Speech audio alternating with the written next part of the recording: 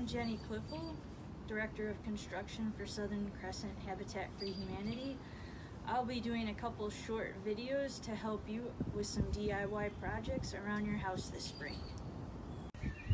Alright, so we're here today taking advantage of this nice spring day to talk a little bit about carpenter bees, named because they have an affinity for chewing through wood, and they have chewed through our porch in several spots.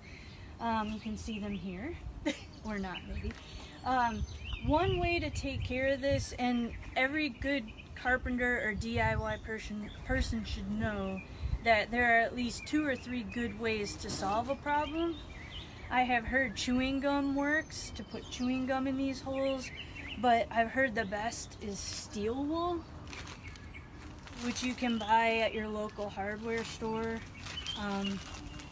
You just take a small piece of it and trim it off, just a little corner, and you go ahead and put it right in the hole just below the surface. And then the second step would be to take some caulking, and what you would do is get something that's rated for the exterior that says windows and doors. Typically you would use a white, but you can also use a clear. Eventually this will be painted, hopefully. It might need a little more work than that, but in order to start the caulking, you just depress it like this, and you just kind of squeeze a small bead into the hole, and then make sure you hit this back end to release it.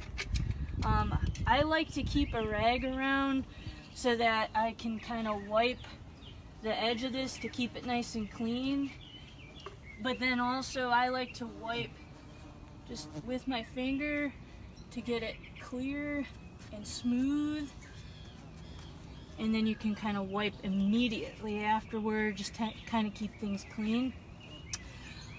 A lot of people like to keep a water bucket around, kind of like this one, so that you can rinse off, and if it needs any additional smoothing, you can kind of smooth it over.